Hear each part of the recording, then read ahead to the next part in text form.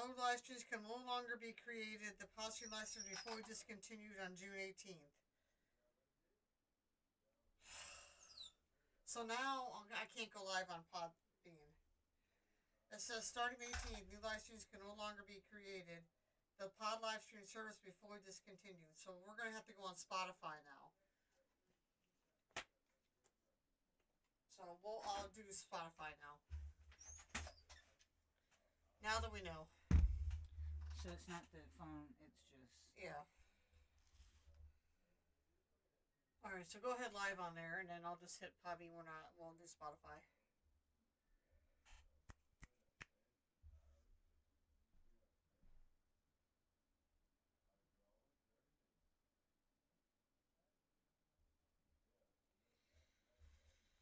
It should be gone.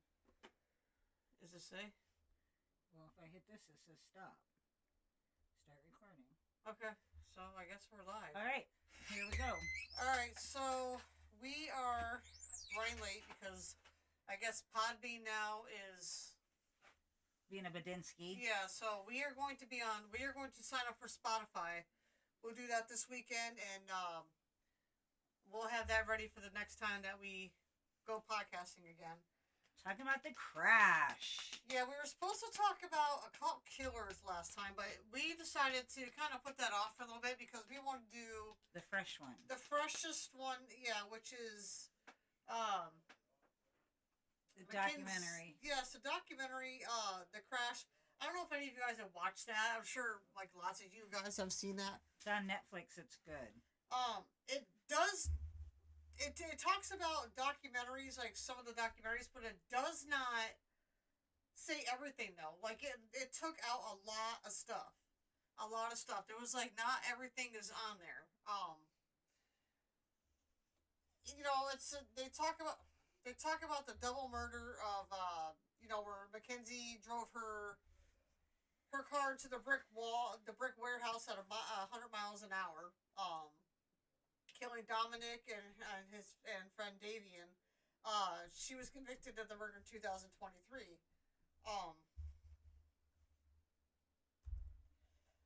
It's 90 minutes. It shows like the archival footage and everything. Cell phone data, interviews with the victims' families, and first interview with MaKenzie Shirilla. And I don't know.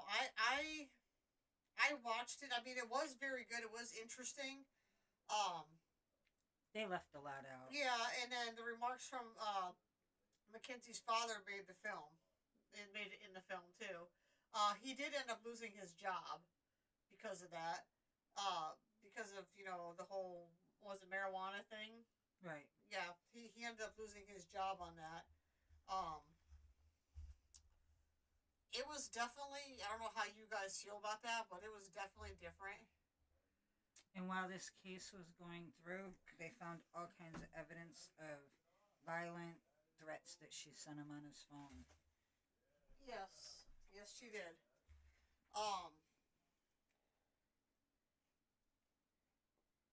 Yeah, if you watch the movie, and if you watch some of the court documentaries, she doesn't have any remorse.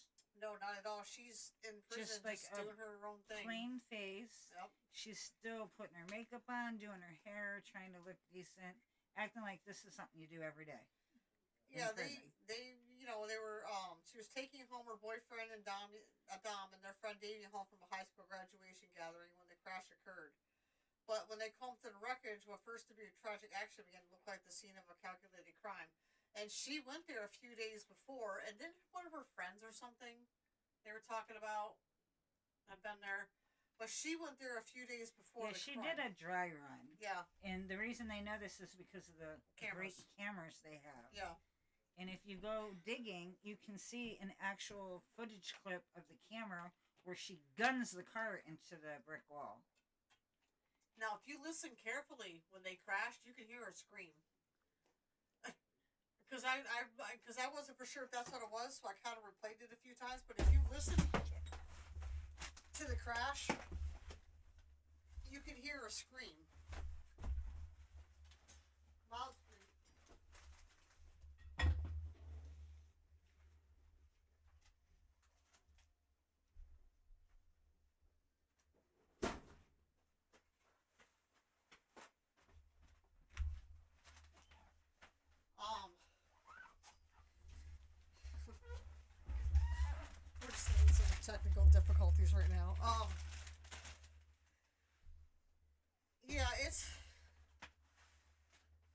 wasn't easy getting her out of the car either. No, she was kind of unconscious, but then she was kind of coming to when she got out of the car. The crash pretty much like his investigation following the 2022 collision. Through body cam surveillance video, cell phone recordings, courtroom footage, and interviews with the families of all three people involved, the film reconstructs the events of that night. It follows the month-long investigation and transformed presumed accident into a double murder case.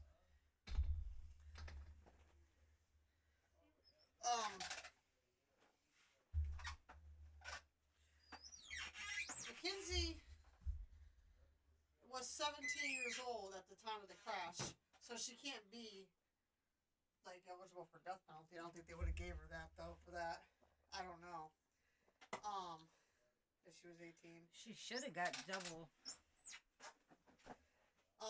homicide because both of them died. I think she did. I don't read. She got. But prior to her flooring it, they were arguing. And she said at one point that she was going to kill someone. And she wanted to bang her head on a wall till she was dead. So there was a little bit of disturbance there. She was convicted of aggravated vehicular homicide and felonious assault. A judge ruled intentionally she drove her car into a brick building at 100 miles an hour, killing her two passengers. She is housed at the Ohio Department of Corrections and will not be eligible for parole until 2037. Which... yeah, that little black box got her. Mm-hmm. MaKenzie was 17 at the time, and she had been in a relationship with Dom, who was 20, for like 4 years. The two had recently moved in together after MaKenzie graduated from Strongsville High School.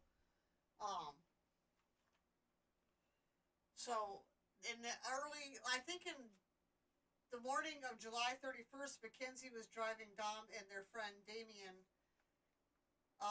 home from graduation get-together when the car struck the side of a building at high speed. When police emergency responders arrived, Dom and Damien were dead. MaKenzie, despite sustaining injuries and being airlifted to the hospital, survived. But weeks before that, they broke up. Yes, they did. So I'm surprised they got in the car with him. And they had goals. The one was going to be a barber. Yep. It's a shame. But they show actual footage of how bad this wreck was. So you really ought to watch the movie The Crash. It's on Netflix. Yes, and it does honestly leave a lot of stuff out. It leaves a lot of stuff out, like the video we seen prior to that, and I haven't been able to find it. Oh, there's they showed the cops when they first arrived on the scene, and of course they have kids, so this hit them hard, and they're puking on the side of the car because they can't believe what shape these boys are in. You know, they obviously didn't have their seatbelts on. Now, Dominic and Davian, Dom was 20 at the time of the crash, and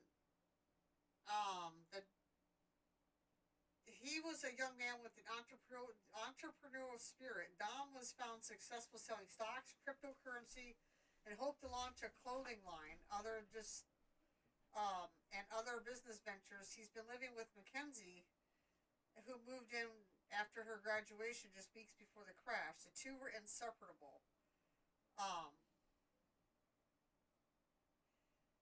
But her friends were calling hell on wheels. Yeah, their relationship was volatile. It could swing between affection and conflict. Dom's father, Frank, and his older sister, Christine Russo, both appeared on the film. They revealed that early in the morning of the crash, Dom texted his father a simple message, "Love you, Dad."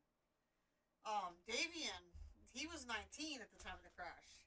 And he was a passionate athlete whose college football aspirations were derailed by injury 4 games into his senior season. In the documentary, his father, Scott Flanagan, describes how that setback sent Damien down a different path into a new circle of friends.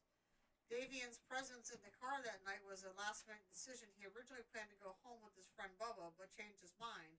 Bubba recalls that before they parted ways, Davian gave him a hug and told him, "I love you," and after their son's death, the family established the Davy and Flanagan Memorial Service or Memorial Scholarship Fund, people are going to know his name and people are going to know his heart. Um, Now, what happened on the night of the crash? Now this is according to this is all on the documentary thing and everything that they of the crash, but the investigators considered numerous possible explanations, including like operator, mechanical, or substance abuse or serious felony. But because they did find drugs in her possession, mushrooms and marijuana concealed in MaKenzie's belongings at the scene. The impaired driving theory weakened her blood toxicology came back negative for the mushrooms or alcohol, and positive only for THC. The forensic auto investigator then determined the car had no medical malfunctions. The steering, brakes, accelerator, tires, everything was functioning the way it's supposed to. So they eliminated all that. A turning point came when they uncovered the surveillance footage of Carr's final moments called the Cuyahoga County prosecutor.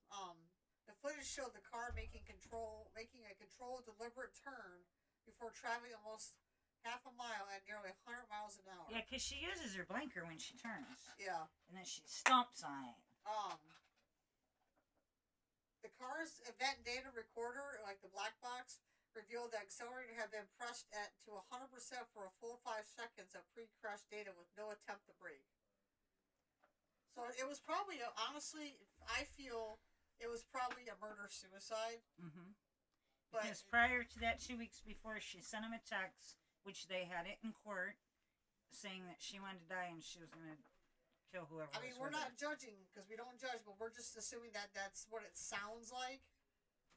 It was she was trying to make it like a murder suicide, but that didn't kind of quite work out. But they said that she was well, she didn't go to jail right away, and then they have pictures of her going to parties and living it up in between, waiting for her trial. Yeah, Dom's brother in 2022, Angelo, he came forward and told detectives that Dom tried to break up with MaKenzie multiple times that July. Someone else also reported that MaKenzie had threatened to crash the car with Dom inside just 2 weeks before the collision. And that's when they called the prior calculation in the documentary. Now, 3 months after, on November, and 3 months after the crash, MaKenzie was arrested on 2 counts of aggravated murder. Those are 5 seconds when no one knows what went on in that car. There are people who completely believe in her innocence and people who completely believe that she's guilty. It was much more interesting to us to work out those people arrive at those conclusions and ultimately leave it up to the viewer to make up their own minds. Some people say she's innocent, some people say she's guilty, and like they say, it's just, they're going to, people are going to have to make up their minds on what they think or... Well, you watch the movie and you watch the court thing, and she has no emotion on her face. So no. You know something's wrong. She was tried as an adult, even though she was 17. They opted for a bench trial, meaning the judge, not a jury, determined the verdict. The trial began in August 2023. But her defense focused on her 2017 diagnosis of POTS, which is a post-tracheal orthostatic tachycardia syndrome. With POTS, you just block out. It can happen very fast. It comes out of nowhere. MaKenzie says in the documentary, the process, that's what she says. It comes out of nowhere. I don't know. I couldn't tell you. I don't have it. Hopefully I never get something like that. And so, I couldn't tell you. I don't feel it. I don't know what the feeling is. The prosecution argued that the controlled turns the car made and sustained the acceleration near 100 miles an hour required intense engagement. This would be impossible during a medical event. Dom's mother, Christine Russo, testified about the recordings made by Dom just days before the crash, where they show MaKenzie growing increasingly combative and threatening to end the relationship. There are a lot of voices in the film that maybe only saw the good in the relationship between MaKenzie and Dom, but there ended up being such a powerful evidence that presented in court that was recorded on a mobile phone, which that evidence obviously had made a big impact on the families as they expressed in the courtroom. Which, yeah, um, you don't know what goes on behind closed doors, so that's why you got to include things like such as text messages, stuff like that, to get an understanding of the exact nature of the relationship. Judge Nancy Russo, no relation to Dominic, found MaKenzie guilty on both counts, stating she chose a course of death and destruction that day. She is in prison. Judge Russo did impose 2 concurrent 15 years to life on MaKenzie, though she could have opted for a harsher 30-year sentence. Russo said in her sentencing remarks she believed there was a very good likelihood MaKenzie would spend the rest of her life in prison. Her first appeal was denied, and her first parole hearing is scheduled in 2037.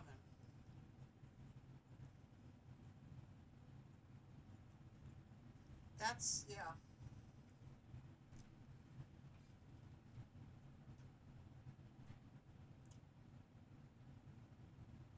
So she's still got a ways to go.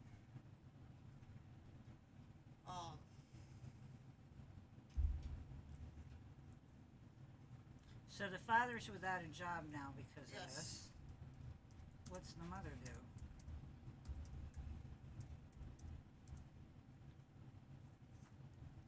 The mother, Because I don't see anything about her mom.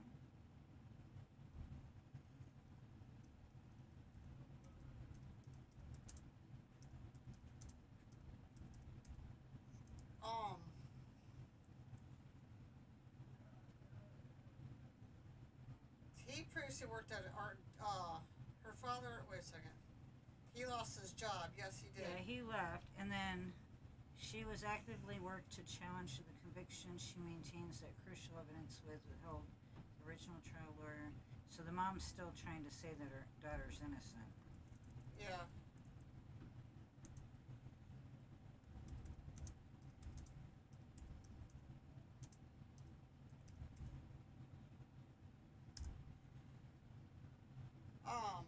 So She works she's as an got insurance broker. 15 years, serving 15 years. MaKenzie's mother, Natalie Shirilla, works as an insurance broker. Life in prison, possibility of parole after 15 years. Does anyone think that she'll get out by 15 years? I mean, she Well, killed they're going to 2 go young by her kids. behavior in there, her remorse, like all kinds of stuff. She's not showing remorse. No, not In at the all. interview, she's like, whatever. Yeah. Well, Yeah, they're going to go she by. volunteers to talk about it, Yeah. and she's nonchalant about the whole thing. Yep. Yep.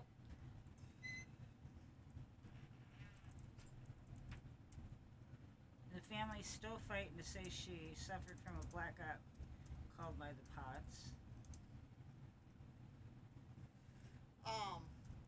We are trying to get a hold of her because we have talked to her before, and see if she'll do a podcast again for us.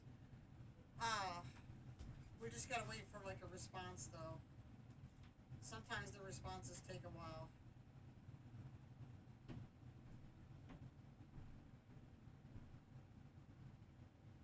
But you really need to take the minute out and look at this. I've never seen a car in this. She is also she's got businesses behind bars too. She's making crafts like charms and handmade jewelry, nose rings, bracelets, and stuff like that. Where's She's the making. camera? She has a price list for custom bracelets, earrings, and tailored clothes. Where's the camera? It's not showing up. You might not be able to see it. Almost had it.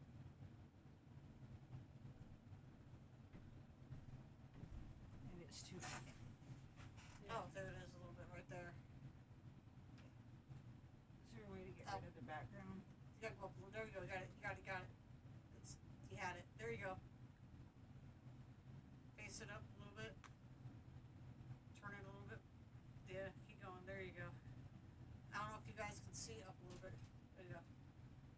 I don't know if you guys can see it or not. But MaKenzie does have a little business behind bars. She does crafts, probably from commissary stuff like paints and stuff like that. But she makes like nose rings, jewelry, clothing. She alters clothing. When they did a prison cell search, that's how they found some of that stuff. A former inmate claims Shirilla utilized what inmates call a sugar daddy websites to secure funding from people on the outside. Was just trying to keep her peeps. Yeah, she notes and price lists for her custom bracelets and earrings and stuff like that. Her prison record,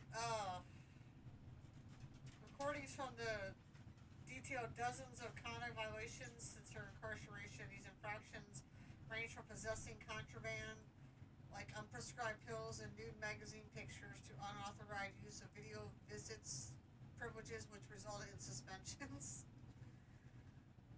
I mean, that's just typical what prison people do. I'm assuming, they try to get away with what they can.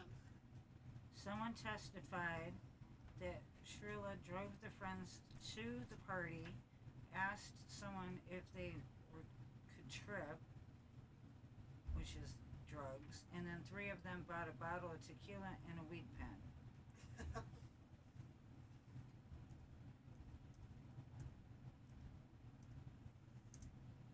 Then 25 to 30 minutes later after the party, they were debating whether they were going to somebody else's house.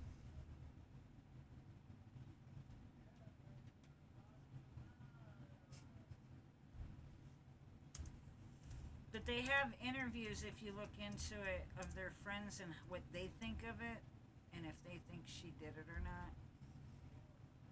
Yeah. That car's just crazy. I can't believe she even. Well, they found the one kid on top of them, of the other one, but they don't know if he was trying to put it in, if they put it in neutral, or what they were trying to do, if they were trying to grab the wheel, or it looks like big, don't it?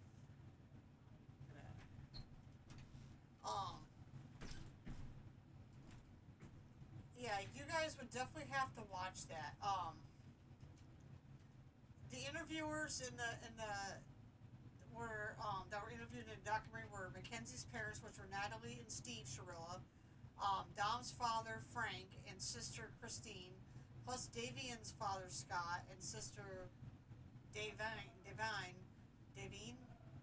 Friends who were in the group of the night of the crash, Rosie Graham and her friend Bubba, or her boyfriend Bubba, I'm sorry, recount the hours leading up to it, while MaKenzie's childhood friend Faith Walsh speaks out about MaKenzie's character.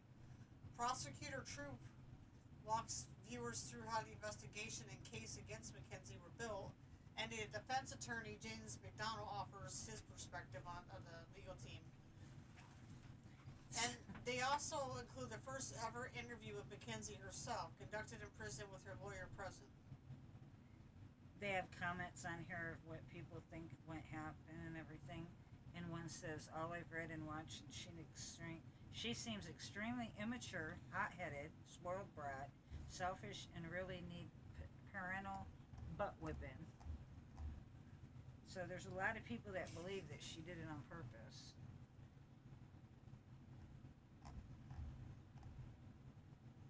I mean, the box says she did not let up on that gas pedal.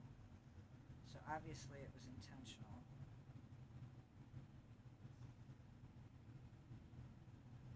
But we'd love to get her on here to tell her side of it. What she thinks about it and how she's been doing in prison and stuff like that. So we'll have to get her back on here, Now, did to she talk. get anything out of this documentary on Netflix? Netflix, yeah. Do you think she gets any money from that? I don't know. They are the other trying ones to weren't allowed to pass. do it. They're trying to pass a law, the Dominic and Damien law.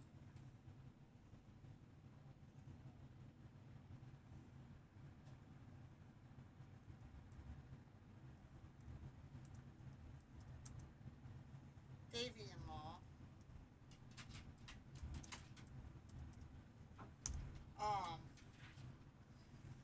They're trying to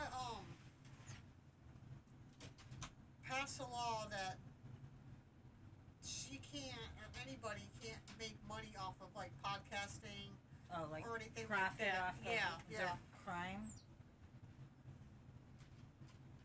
yeah. Well, how are they gonna fix that? Because There's ways they around sell that. all There's, kinds of yeah. stuff. Yeah.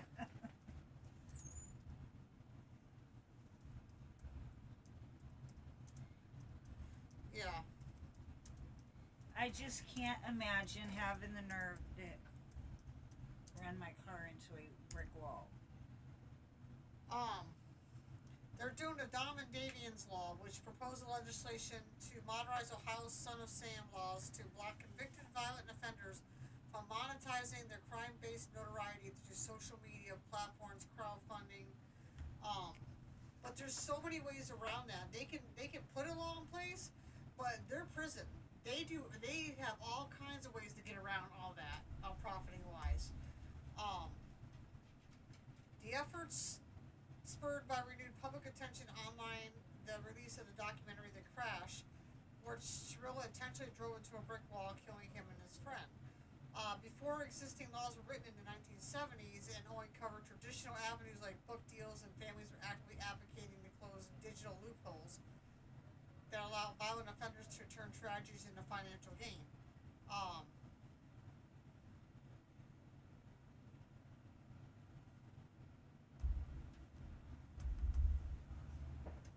I don't know. Come on, someone intentionally kills your 20-year-old in this way. What do you think you would do? So far, they got 18,085 signatures. To make it so they can't profit? Yeah, they can't profit over book deals, television, TikTok, YouTube, and online crowdfunding, which is like podcasting, whatever. Christina Russo, the sister of Dominic, says she launched the petition after watching the renewed public attention surrounding the case and worrying the notoriety tied to violent crime can be turned into clicks and followers and money. Yeah. But there's so many ways around that, though. Like, they can do that and pass a law, but they're very, very creative in prison. Very creative. There are so many ways around that. So many ways around that. It'll make it a little bit more complicated, but there are ways around that. She had an idea a couple weeks ago. Russo said the background of it is that my brother's murderer, who I will not name, she has been obsessed with herself and social media and famous from the very beginning. That seems to be all she cares about. Russo says it's painful for victim families to see what she describes as an online attention and potential opportunities connected to a tragedy. Right after she killed my brother, she laid in the hospital bed making TikToks within hours of killing 2 people. They sat there on Instagram trying to get modeling gigs hours after killing 2 people. Seems to be listening to the calls. That's pretty much all they care about. Her mom's telling her to write a book. That very much go back and forth laughing about how famous this case has gotten. Things like that. So a couple weeks ago I was just thinking how I could stop that. You know, after a while though, this is just going to go cold. Yeah. I mean, right now, because they're making a big issue out of it, they put the crash on there. The more you make of it, the more she's going to, get off on this stuff. Like, like she said, making TikToks and getting all this publicity and stuff. But the less people make of it, the less it's just going to die down. And after a couple more years, it's just going to be like, what had happened to her. Unless she, It'll be, that girl that hit the wall. Yeah.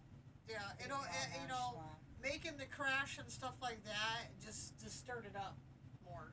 Like, without the crash, it kind of like... Would have died off already. It died off of quite a bit. But when you brought the crash up, that just restored everything. Now everybody's all interested, and they're going to be interested for a little bit until it dies down again. And then it'll just be like another, Now, that's just like the, Krista Pike story, where she was back in like 1996 or 97, I think it was, when she killed that girl, her and her boyfriend, and that other girl, the other girl just got probation because she testified. But when they killed that girl and stuff, she got all kinds of media attention, and then it died down. And now that she's going up for the death penalty in September this year, Now it's starting to be another big thing again because they're bringing it up, and it's going to be a big thing when she gets a death penalty. So I mean, the more you bring it up and do like movies and stuff like that, it's just going to keep bringing attention to it. Um, I just wonder how many of the text messages that she sent did the judge and jury actually read? Because some of them were vulgar. mhm.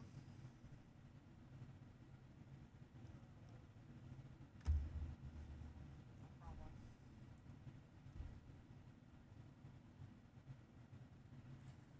Yeah, they got quite a few signatures. 145,000. 646. Yeah, that's quite a few. They got a lot of comments on it too. I don't want to read your comments, but there's quite a few. Some say this is a powerful petition agenda that is being pushed for Dom. I love it to see it. It means extra to me because my brother was killed in a hit and run accident in July of 2024. The woman who left him on the road to die alone has been able to live her life. Will finally sit for only 1 year in jail starting August, followed by probation. Um,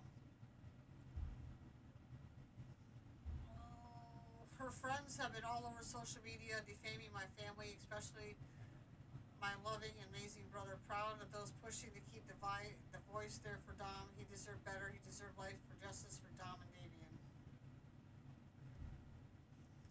Um, this case has changed. This case has changed my whole perspective on a lot of things, and 2 innocent people were unalived.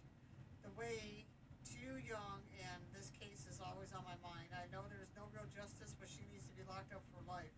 She took 2 beautiful souls, and my condolences to the family. She's very sad that the tables were turned.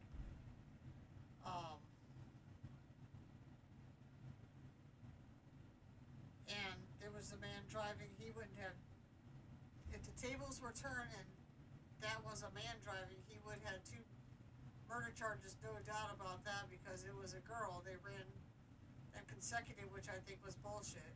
That's just my opinion, but this family deserves justice to have Dom's law. I mean, there's just. Well, that one's I mean, the sisters, the family got all up on the podium and said their piece, and her mother apologized to the family, but I don't think a verbal apology is gonna mend fences. Well, there's no apology is gonna take back what you did. None. Well, it would have made a difference if. Well, she apologized, but she had no remorse. It would be different. I think everybody would look at this different if she would have, like you said, apologized with, and didn't go to a Halloween party days after it happened. If she would apologize, then would have been like. Then they dressed as dead people to boot. Yeah.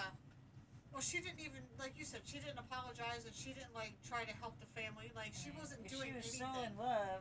She wasn't even mourning that this happened. No, not at all. Craziness.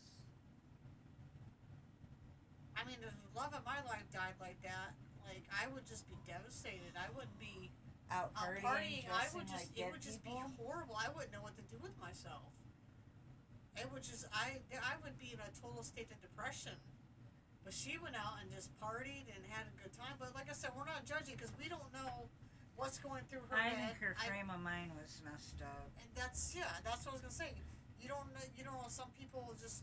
They all deal with it different ways. Yes, absolutely.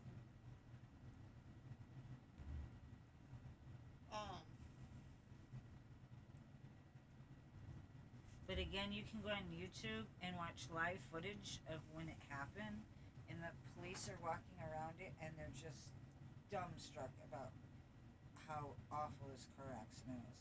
And then they had to get her out because she was wedged in the car. Oh yeah, she was. And then just the sight of the car itself is it was at a T, and they dipped down in the road and went airborne, hit the sign, and hit the building right on the corner of the strongest spot. on the cameras, they actually have footage of her taking a dry run through it and taking her time prior to the accident. So it's like she had it planned. Yeah. It's hard not to judge that she had it planned, not when they've got the footage. And then some of the texts that she sent him, she was loco. But he tried to break up with her several times. But their friend was an innocent bystander who just happened to get a ride with the wrong people at the wrong time. It's a shame.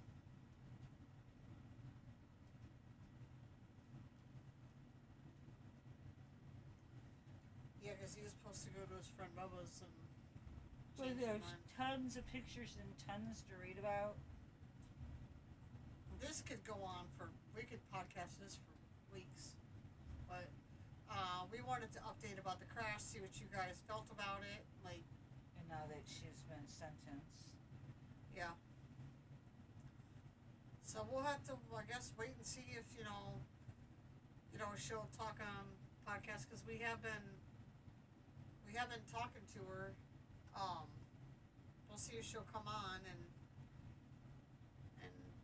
talk and see what happens. We are going to sign up for Spotify because Podbean is no longer in service. We did not know that. I never got a verification on that until just a little bit ago. I don't know why they never showed up before. So, we're going to do Spotify. It's going to be the same exact thing.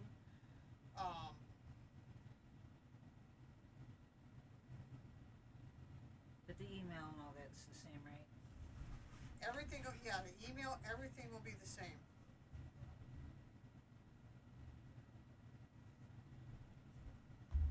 We apologize, and we know we got 26 people on there that were following along, and you'll have to jump over to Spotify. I put that on my phone, but I haven't played with it yet. Yeah, the 26 that were on there today, but we can't go on there now and tell anybody, so I'll have to go on to the comments and let them know that we're going to Spotify. They shut it down. Yeah. Our next date that we are going to podcast is. Are you gonna let them know that they shut the beam down? Yeah, I'm gonna have to put it in the comments. Our next podcast will be. Let's see, we're on. Will be June 14th.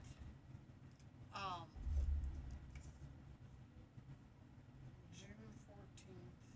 Around 8 again. About 8 o'clock. Yeah, 8 o'clock seems to be good for us. Because sometimes we say 6:30, and then stuff always comes up and never fails. Like me going to Rogers Flea Market and losing my glasses. Yes, we were supposed to do it today, and that's why I put on there. If we're going to change anything, go on our Facebook page. We always go on our Facebook page and update that all the time on what's going to happen, when we're going to do it again if we mess up. We did have people request that we do it today, so we did do it today for them. But June 14th at 8 o'clock, that's Sunday. But look on your own about this. It's really interesting. And then to be able to see the live footage of that is insane. Oh, I can't even go into that. Makes you not want your kids having anyone in their car when they're driving. Yeah?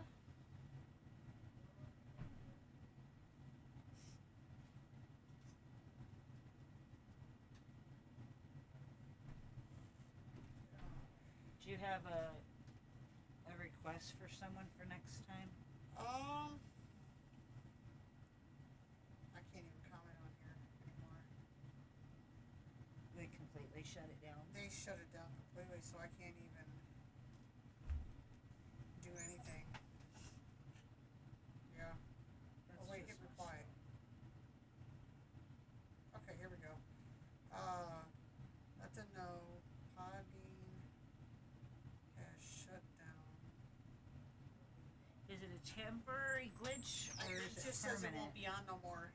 Wow. Nice of them to let us know ahead of time. But we will see you guys. Do you have anybody you want to podcast on?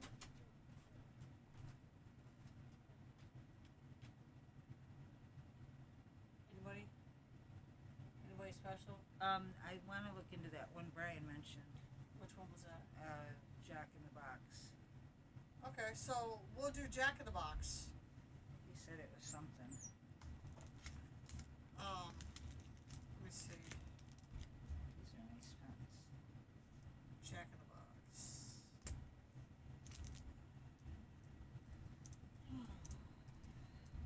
Yeah, we have a podcaster that, or someone on the internet mentioned Jack in the Box documentary. I should put. Show me the restaurants. Yeah, it's not the restaurant. It's a serial killer. Okay. Poison the dirty truth about food. The Jack. What? Oh my god. Oh, right here. Jack in the Box documentary. Is that Jack in the Box murder trial? Okay, Jack in the Box murder trial.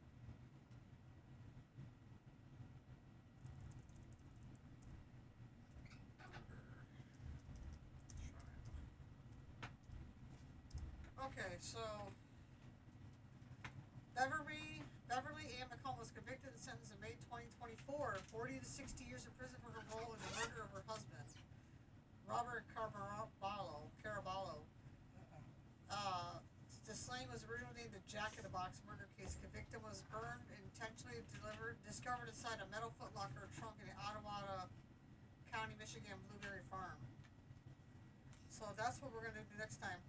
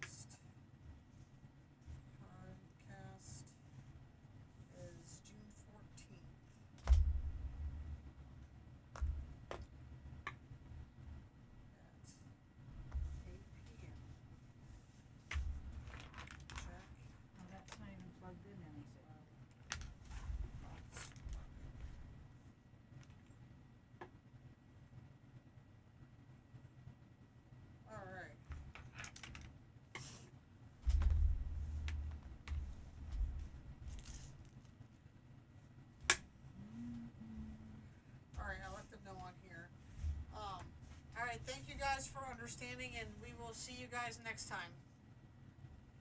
Don't forget, we're looking into Spotify. Spotify, yes. Same name, same email.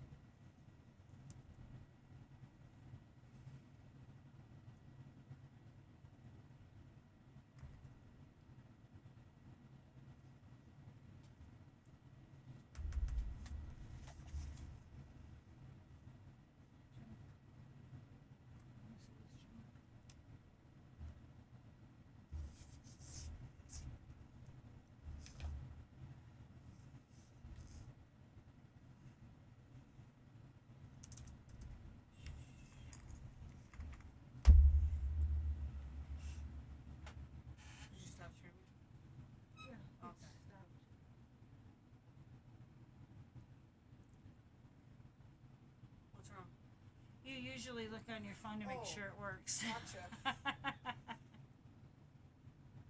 Oh, I'm gonna be so mad if it didn't.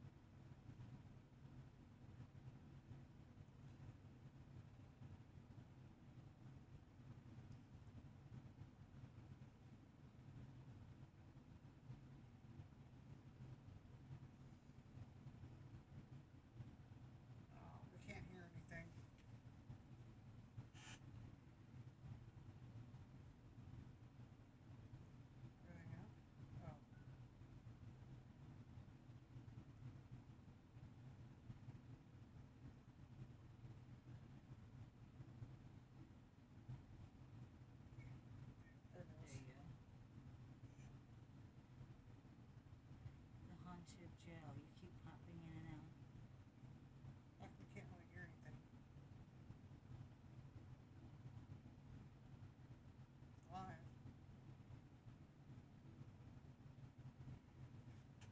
That's for sure.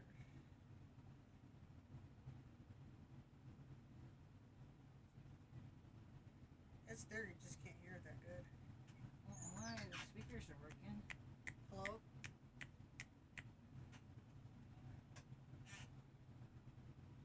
Oh. What? When we hit stop and go, it only did that 2-second reel. No, it should. I did the start recording thing. See if there's another one on there. How did we get No, to... it's listening to us. Look, I'm waving.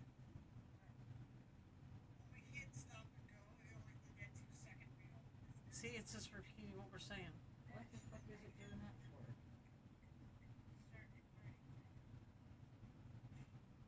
See?